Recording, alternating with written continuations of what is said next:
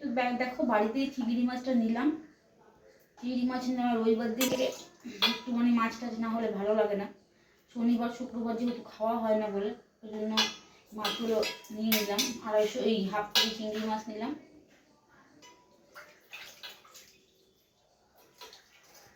ধুয়ে ধুয়ে রাখলাম। আর এখানে নিলাম রুই মাছ। কতটা দিয়ে দিয়েছে ডিম, এটা দিয়ে বড়া হয়ে যাবে। দেখি এটা কি করবো। এরকম সব ধুতে হবে।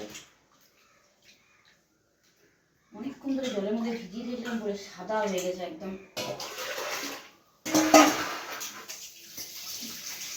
মাথাগুলো ভাবি বড়া করবো, কিন্তু মাথাগুলো আর বড়া করার টাইম আমার এখন নাই, অনেকটা দেরি হয়ে গেল।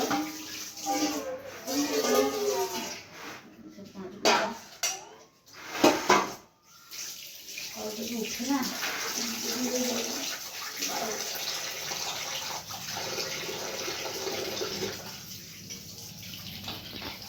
নমস্কার বন্ধুরা, আমি শুভঙ্কর, তোমরা দেখছো কল্পতরু ব্লগস ইউটিউব চ্যানেল। তো আজকে আর ডেইলি ব্লগের এপিসোড নিয়ে চলে এসেছি।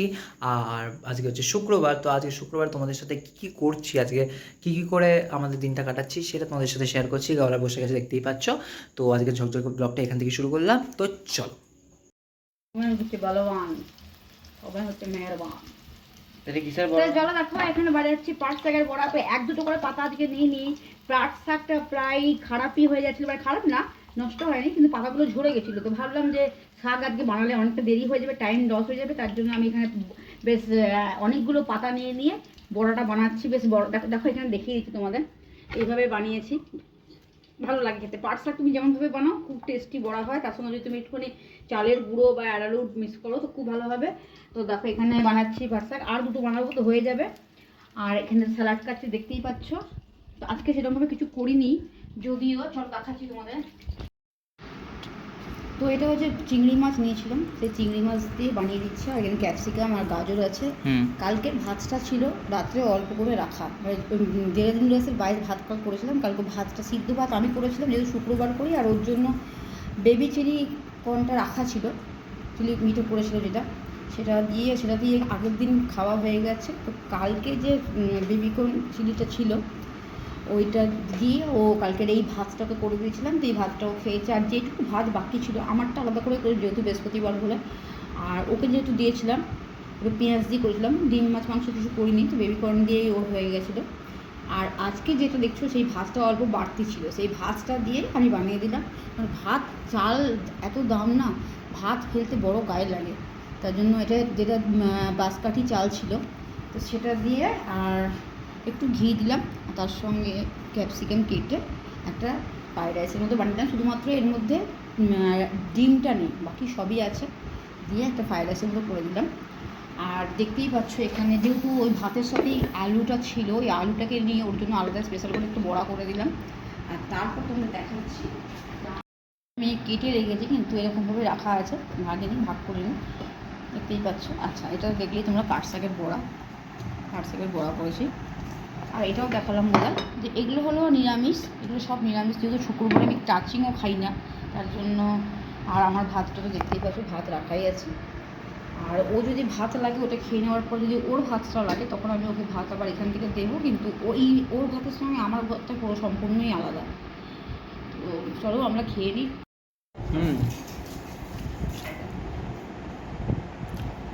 বসে গেছি খেতে।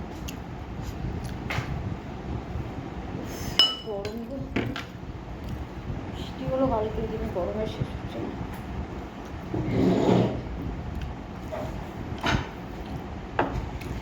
তো এই হলো ব্যাপার। আর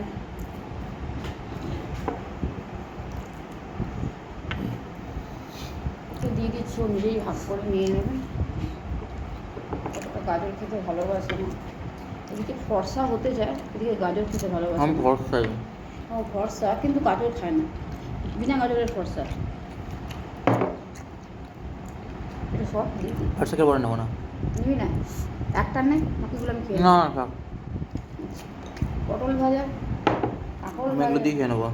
এগুলো তো হয় না, একটা নিয়ে অনেকগুলো করেছি, ভালো একদম মুচমুচে আছে।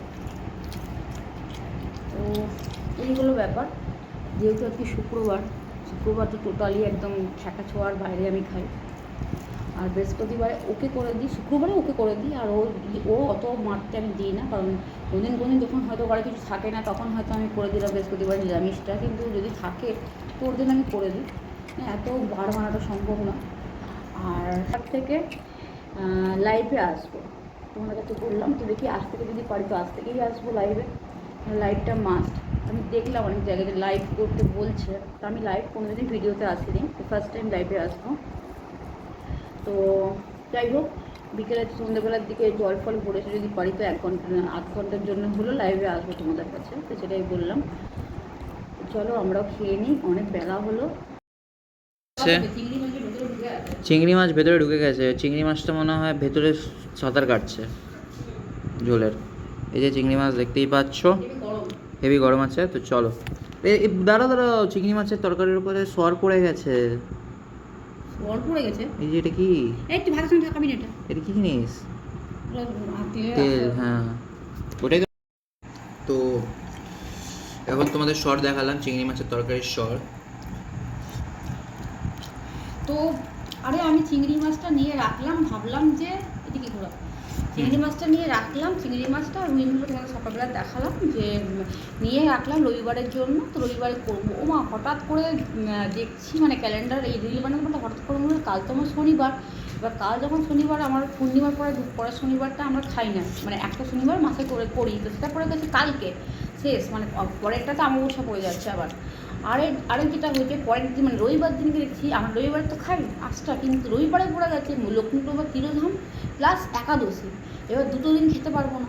আর সোমবার তো আমি, ও যদি সোমবার দিন খায় তাহলে সোমবার দিন আমি তো খাই না, তাই জন্য সোমবার দিন ওর জন্য একটুখানি মাছ এনে আমি করে দেবো।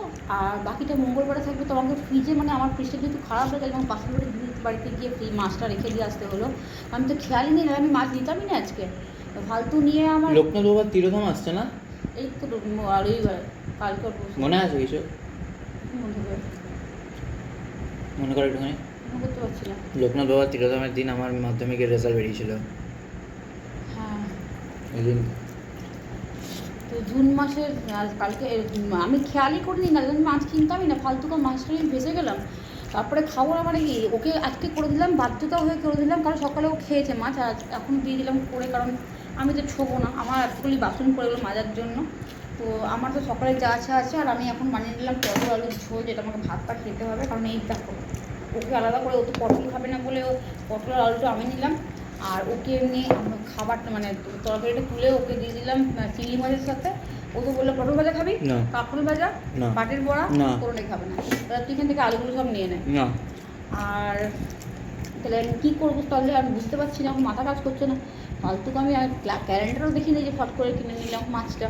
আর ভাবছি প্রত্যেক এবার চিকেন ভালো লাগে না, একই চিকেন খেতে, তাহলে মাছটা একটু আনি। তো আমি বাজারে গিয়ে কেউ মাছ আনতে বললে তো ভুলভাল মাছ নিয়ে আসবে, আসলে আমাকেই যেতে হবে। আর ইচ্ছা করে না বাজারে গিয়ে মাছের দোকানে ঢুকতে। তো আজকে সকালে এসেছিলো মাছওয়ালা, তো ভাবলাম তাহলে নিয়ে নিই, সবাই নিল। অপমান হয়ে গেল। তো আমাদের পাশে সবাই নিল, তো আমি তো আমিও নিয়ে নিই। তো চিংড়ি মাছটা ভাজা, এত বড় সাইজে চিংড়ি মাছ নিয়েছিল, তো কী করবো, তেল মানে হলুদ নুন টুন দিয়ে মাখিয়ে ফ্রিজে রেখেছিলাম। কিন্তু আমার মাথাতে নেই যে কাল শনিবার খেতে পারবো না, পরশু রবিবার খেতে পারবো না, সেই খেতে গেলে সোমবার দিন ও খাবে, আর মঙ্গলবার তো খাবোই না আমরা কেউ, সেই বুধবার। তাহলে আমার ফ্রিজটা যতক্ষণ খারাপ হয়ে গেছে, মানে অতটা কাজ করছে না, তাদের কম্প্রেসার করতে করতে মানে বসে গেছে নাকি কী হয়েছে গেছে না। এবার বাসির বাড়িতে দিদির বাড়িতে দিয়ে আসলাম মাছটা রাখতে। তো আবার সেই হ্যাপার মধ্যে মানে একদিকে আমি ডিল বানাচ্ছি, আর একদিকে চিন্তা হচ্ছে চিংড়ি মাছের কথা, চিংড়ি মাছ আর মাছের কথা, তারপর মাছের ডিমটাও ছিল। তো যাই হোক, এটাই হলো তোমার সঙ্গে ডিসকাস করলাম, কারণ সবটাই যখন তোমাদের সঙ্গে করি। তো আজকের মতো ভিডিওটা আমি এখানেই শেষ করছি। আবার কালকে একটা নতুন সকালে, কিন্তু কালকে আমাদের কোনো খাওয়া দাওয়া নেই, হয়তো বাড়ি মাদানে যাবো একটু সন্ধ্যেবেলা, অনেকদিন বাড়ি মাদান যায়নি। তো কালকে সারাদিন উপসে আছে, তো ঘরে টুকটুক কাজগুলো সেগুলো করবো, করে টোরা নিয়ে যদি বাড়িতে তোমাদের সঙ্গে লাইভে আসবো, যদি আসি তো মানে সকালবেলা জানি না হবে কিনা, তবে দুপুর বিকেলে করে আসবো, কারণ কাজ অতটা থাকবে না, যেহেতু খাওয়া দাওয়া নেই। হ্যাঁ, রাত্রেবেলা সেই সকালবেলা সাবুটাও নিয়ে এসে ভিজিয়ে দিচ্ছি, রাত্রেবেলাই খাই, মানে খেতে খেতে, যেহেতু শ্বশুর মারা গেছে 1 বছর হয়নি, এতে কবে হলো, তো আমরা উপোসটা গায়ে করি। তো বাড়ি ময়দান তো এখন যাওয়াই হয় না, সামনেই বাড়ি ময়দান মন্দির, কিন্তু জানি না, ভাবছি একবার কালকে একবার যাবো, নিচ থেকে গিয়ে প্রণামটা করে চলে আসবো বাবাকে। তো আজকের মতো আমি এখানে বিদায় নিচ্ছি, কালকে আবার নতুন সকালে তোমার সঙ্গে হারিয়ে দেবো। আজকের মতো শুভরাত্রি, ভালো থেকো সবাই।